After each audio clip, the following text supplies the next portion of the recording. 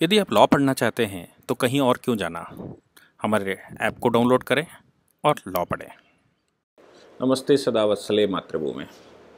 आज हम लोग भारत की नई शिक्षा नीति पर बात करने वाले हैं और इस जो नई शिक्षा नीति है, जिसको अब मंत्रालय का नाम भी एचआरडी से बदलकर शिक्षा मंत्रालय कर दिया गया है, ये भारत के लिए एक सौभाग्य का विषय है। लेकिन विषय बहुत बड़ा है, इसलिए इसमें ये संभव है कि 10-12 छोटे छोटे लेक्चर्स अलग अलग टॉपिक्स पर लिए जाएं और उन पर चर्चा की जाए। आज हम लोग पहले टॉपिक पर चर्चा करने जा रहे हैं, जो एमफिल का कोर्स ख़त्म कर दिया। एमफिल अब भारत में नहीं चलेगा, किसी भी मास्टर इन फिलॉसफी नहीं होगा। एमफिल को ख़त्म करना मेरे लिए लगता है कि ये जो वामपंथी विचारधारा से पूरे देश में एक नेक्सस एमफिल का बन गया था, जिसमें कन्हैया कुमार और उनके बहुत सारे साथी शामिल थे और जेएनयू जैसी यूनिवर्सिटीज़ में लोग पढ़े रहते हैं और इन यूनिवर्सिटीज़ में रहकर ये एमफिल के नाम से अपना टाइम पास करते हैं और देश की राजनीति उल्टी सीधी तरीके से करते हैं। और एमफिल जब ये करते हैं तो ओपन सब्जेक्ट्स इनके पास रहते हैं, मर्जी हो वो रिसर्चें उल्टी सीधी कर करके और अपने आप को एक्सपर्ट घोषित करते हैं। तो मुझे लगता है जो वामपंथी नेक्सस है हमारे देश में और ख़ासतौर से यूनिवर्सिटियों में, उस नेक्सस को समाप्त करने के लिए सरकार ने एक अच्छा उचित कदम इस विषय पर उठाया है। और यहाँ पर उन्होंने साफ साफ कहा है कि देखिए, एमफिल की डिग्री अब आगे नहीं होगी।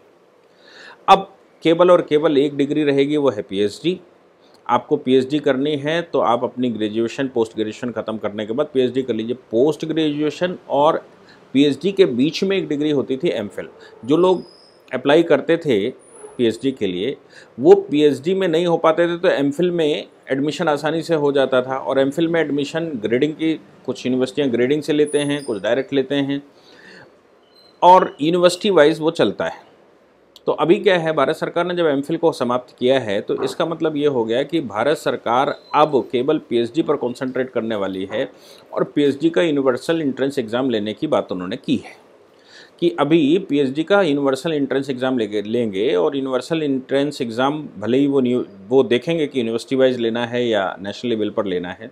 और एक एग्ज़ाम से सबके क्वालिफिकेशन होगी, एक एग्ज़ाम से सबकी एंट्री होगी। तो ये जो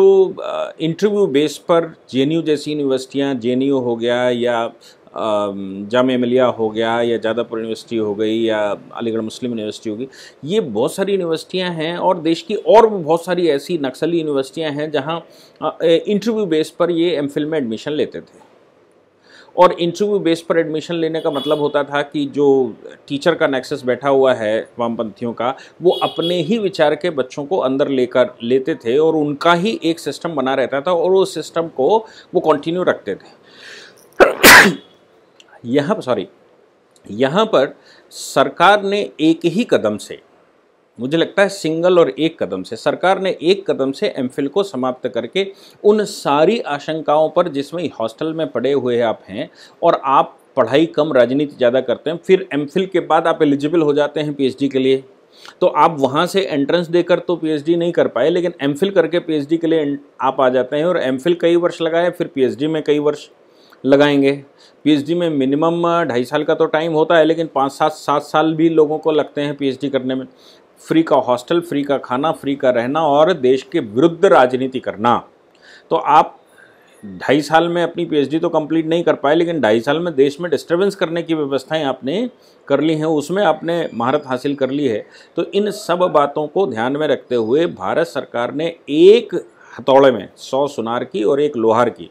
एक लोहार के एक हथौड़े में वो सारी संभावनाएं खत्म कर दी जो वामपंथियों के नेक्सस को समाप्त करने, वामपंथियों के नेक्सस को बनाती थी, जो अर्बन नक्सल तैयार करती थी देश भर में। अब समस्याएं किसको होने वाली हैं? अब इसमें जो नई समस्याएं आएंगी वो ये आएंगी कि जब वामपंथी टीचर के पास या वामपंथी प्रोफेसर के पास कोई राष्ट्रीय व्यक्ति पीएचडी करने जाएगा, चूँकि क्वालिफाई होकर आएगा, राष्ट्रीय व्यक्ति पीएचडी करने के लिए जाएगा, तो उनके बीच में क्लैश होगा।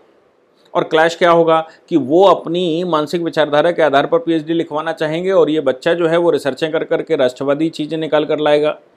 अब ऐसी परिस्थिति में नए कन्फ्लिक्ट की तैयारी हमारे देश में शुरू कर देनी चाहिए, क्योंकि अब क्या होने वाला है, अब ये टीचर जो हैं वो इन बच्चों की, जो राष्ट्रवादी बच्चे हैं, इनकी पीएचडी पूरी होने नहीं देने वाले हैं। पहले भी ऐसे ही होता था ये नेक्सस केवल जेएनयू में नहीं, दिल्ली यूनिवर्सिटी में भी है कि वो आपने नेट क्वालिफाई कर लिया, नेट क्वालिफाई करने के बाद आप वहाँ इंटरव्यू देने जाइए। इंटरव्यू जब आप देने गए तो वहाँ पर एक पैनल बैठा हुआ है, वो पैनल अपने हिसाब से आपको लेता है, आपके मार्क कितने भी हों, आपके ग्रेड कितने भी हों, लेकिन वो इंटरव्यू प्रिवेल करता है। तो मुझे लगता है एक चीज़ भारत सरकार को अभी क्लैरिफिकेशन करना चाहिए कि जो ये कॉमन एंट्रेंस लेने वाले हैं, इस एंट्रेंस के आधार पर ही एलिजिबिलिटी बन जाएगी या फिर इस एंट्रेंस के बाद फिर से वो जो सिस्टम है वो पूरा करना पड़ेगा कि आपको इंटरव्यू देना पड़ेगा, एक थीसिस लिखनी है, एक सिनॉप्सिस लिखनी है, सिनॉप्सिस के बाद वो इंटरव्यू बोर्ड में जाना है, इंटरव्यू बोर्ड में जाने के बाद वो उसका सिलेक्शन होगा और फिर वो अपने मन के लोग वहाँ भर लेंगे और वहाँ की सिचुएशन वैसी की वैसी रहने वाली है। लेकिन अच्छा इसमें ये हो रहा है कि जब आप नेट क्वालिफाई कर लेंगे या आप कॉमन एंट्रेंस को एक क्वालिफाई कर लेंगे, जैसा भी व्यवस्था सरकार करेगी, तो जब वो आप कर लेंगे तो उसके बाद जब आपकी एंट्री होगी तो जो टीचर का अलॉटमेंट है वो अलॉटमेंट में भी यहाँ पर पारदर्शिता की ज़रूरत है, क्योंकि टीचर्स का अलॉटमेंट भी एक बड़ा गेम है इसमें। मतलब गाइड का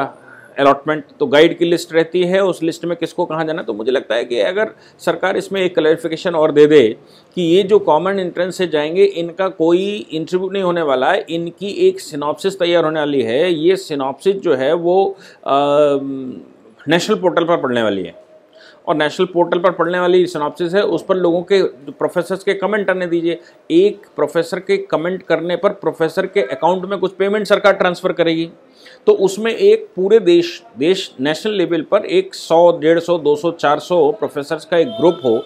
वहाँ पीएचडी जाए, जो भी सिनॉप्सिस लिखी जाए वो वहाँ पर जाए, उस पर कम से कम 5 प्रोफेसर्स का पॉजिटिव व्यू आना चाहिए और उस बात का प्रोफेसर्स को वहाँ जो पेमेंट है, या प्रोफेसर पेमेंट अगर आप ना भी दें तो प्रोफेसर के ऊपर ये लायबिलिटी बना दीजिए कि साल में आपको 10 पीएचडी 10 सिनॉप्सिस को पढ़कर उस पर अपना रिव्यू कमेंट देना है, ये आपकी जिम्मेवारी है। तो इसके आधार पर जो ग्रेडिंग हो जाएगी या जो उनके मार्क्स हो जाएंगे या जो उनके क्रेडिट नोट्स आप बता ही रहे हैं, ये सरकार नई पॉलिसी में क्रेडिट पॉलिसी लेकर आई, तो उस आधार कुछ ऐसा बनाना है कि उस आधार पर बच्चे का क्रेडिट स्कोर बन जाए और उस क्रेडिट स्कोर के आधार पर वो अपने मन से जाए और उसका अलॉटमेंट ऑटोमेटिकली हो जाए किसी भी प्रोफेसर के पास। तो ये जो प्रोफेसर्स का नेक्सस है और वो अपने ही विचार से करने वाले हैं, वो सब कुछ खत्म हो जाएगा। दूसरा, प्रोफेसर अगर उस पर एग्री नहीं होता, उस पीएचडी जो लिखवा रहा है उस पर प्रोफेसर जो गाइड है वो एग्री नहीं होता, तो बच्चे को ये राइट होना चाहिए कि वो अपना गाइड चेंज कर ले। और गाइड को चेंज करने के लिए आप चाहें तो अलग से एक एडमिनिस्ट्रेटिव बॉडी यूनिवर्सिटी में बिठा सकते हैं, जो जहाँ पर एप्लीकेशन चली जाए और गाइड को चेंज कर लें हम। गाइड जब आप चेंज कर लेंगे तो गाइड के चेंज करने के बाद उस पर और काम आगे हो सकता है। तो मुझे लगता है इस विषय पर एमफिल को समाप्त करने के साथ साथ ये नेक्सस अगर पूरा तोड़ना है, इन्होंने प्रयास जरूर किया है नेक्सस को तोड़ने का, ये नेक्सस अगर पूरा बिल्कुल जड़ से तोड़ना है तो आपको प्रयास करना पड़ेगा कि पूरी पीएचडी की डिग्री में पारदर्शिता कैसे बदले और ऑटोमेटिक अलॉटमेंट, ऑटोमेटिक सिस्टम चालू हो जाए, ऑटोमेटिक ग्रेडिंग चालू हो जाए। और ग्रेडिंग के अलावा अगर बीच में जो आपने वो दिया है, जो सिनॉप्सिस हमने दी है, उस सिनॉप्सिस के आधार पर क्वेश्चनेयर्स प्रोफेसर तैयार कर लें। वो प्रोफेसर जो क्वेश्चनेयर तैयार करेंगे वो क्वेश्चनेयर बच्चे को दे दिया जाए और सामने उसका एक एग्ज़ाम ले लिया जाए। वो एग्ज़ाम के आधार पर जो ऑटोमेटिकली ओएमआर शीट पर भरा जाए आपकी क्वेश्चंस का, जो भी आप इंटरव्यू लेने जा रहे हैं, वो ओएमआर के आधार पर उसका सिलेक्शन होना चाहिए, ना कि इंटरव्यू लिया और अपने हाथ से नंबर चढ़ाए। क्योंकि अगर अपने हाथ से नंबर चढ़ाने का या एडमिशन लेने का सिस्टम ओपन रहेगा तो जो पीएचडी आप रोक कर करना चाहते हैं, वो जो एमफिल रोक कर करना चाहते हैं, वो आप रोक नहीं पाएंगे। उसके लिए फिर वो सिचुएशन पीएचडी में भी आ जाएगी और आपके लिए और संकट खड़ा हो जाएगा। मुझे लगता है कि इस विषय पर सरकार को फिर से पुनर्विचार करना चाहिए पीएचडी के लिए कि कैसे automatic credit system, automatic norms और जो इंटरव्यू है सिनॉप्सिस के आधार पर प्रोफेसर्स के पास चला जाए, प्रोफेसर्स उस पर उसकी सिनॉप्सिस के आधार पर 5, 10, 20, 50 क्वेश्चंस बना लें, उस क्वेश्चन का ओमार बने और वो कोडिंग के साथ जमा हो जाए, जो ऑटोमेटिकली अगर उसका होना होगा तो हो जाएगा, नहीं होना होगा तो नहीं हो जाएगा। इससे ये नहीं पता लगेगा कि ये जो बच्चा आया है ये किस विचारधारा का है और ये क्या करना, ये कम्युनिस्ट है कि नहीं है, ये राष्ट्रवादी तो नहीं है। आप ओपन सिस्टम को रखिए, मुझे लगता है ये करने की हमें आवश्यकता है। धन्यवाद। इस पूरी ऑर्गेनाइजेशन को चलाने के लिए आप नीचे डिस्क्रिप्शन से हमारे ऐप को डाउनलोड कर सकते हैं,